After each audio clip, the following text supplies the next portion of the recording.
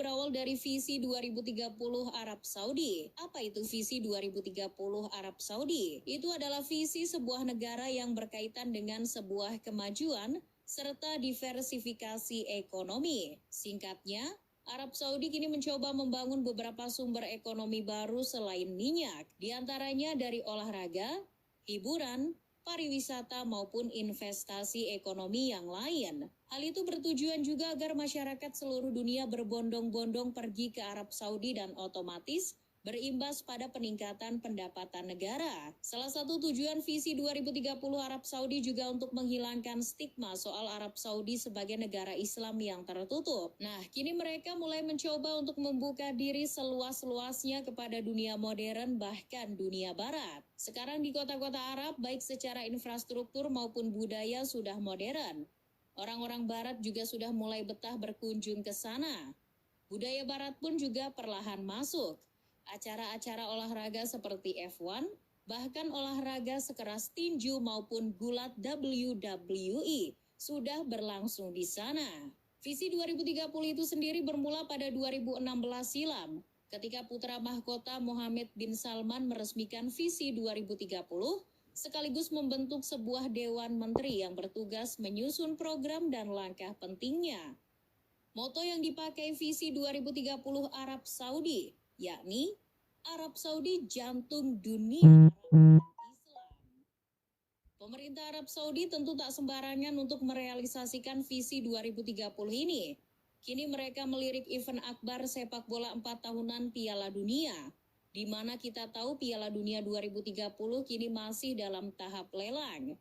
Kabarnya FIFA akan mengumumkan pemenang tuan rumah ini pada Kongres FIFA ke-74 pada tahun 2024 mendatang. Arab Saudi nampaknya sudah mulai bersiap menjadikan Piala Dunia sebagai salah satu masterpiece dari visi 2030. Di mana Piala Dunia 2030 tersebut akan dijadikan momen puncak dari beberapa visi 2030 Arab Saudi. Arab Saudi dengan kekayaannya yang melimpah sepertinya bisa melakukan langkah apa saja demi benar-benar menjadi tuan rumah Piala Dunia 2030.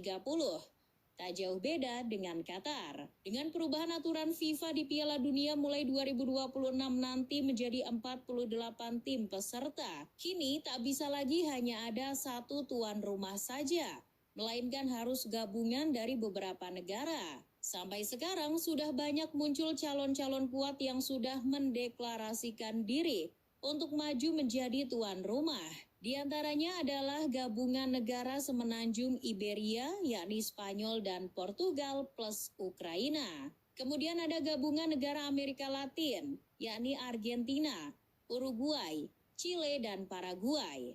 Dan tentu gabungan Arab Saudi, Mesir, dan Yunani. Melihat betapa seriusnya Arab Saudi, Mesir, dan Yunani menjadi paket negara tuan rumah Piala Dunia, Arab Saudi yang bertindak sebagai pemimpin gabungan negara tersebut diam-diam sudah mulai mencuri start. Salah satu yang paling fenomenal adalah ketika mereka memakai Messi sebagai duta pariwisata untuk mempromosikan kawasan wisata Arab Saudi pada Mei 2022 silam.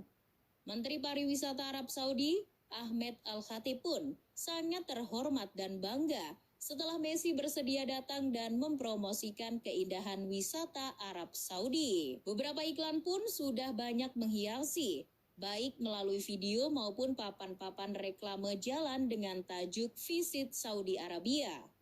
Kabarnya nilai kesepakatan La Pulga itu, menurut The Athletic, bernilai sekitar kurang lebih 468,7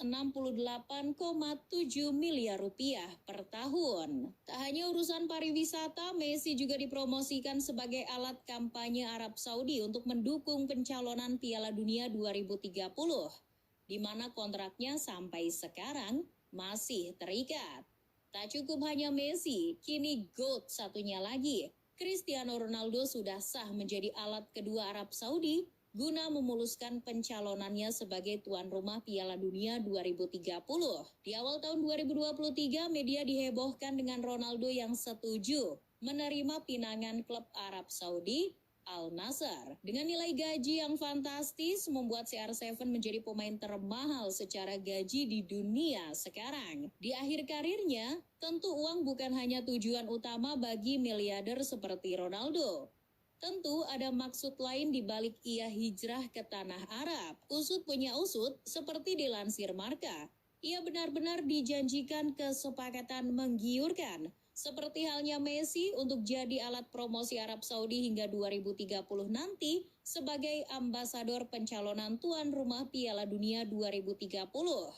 Kesepakatan khusus itu diselipkan dalam klausul kontrak Ronaldo. Dengan begitu otomatis baik Messi maupun Ronaldo akan saling bahu-membahu bekerja sama mempromosikan Arab Saudi ke penjuru dunia. Kerjasama kedua GOAT ini semakin menguatkan kans Saudi menjadi tuan rumah Piala Dunia 2030.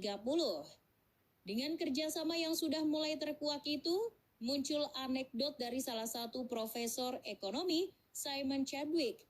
Di dunia ini hanya ada dua hal yang bisa menyatukan Ronaldo dan Messi.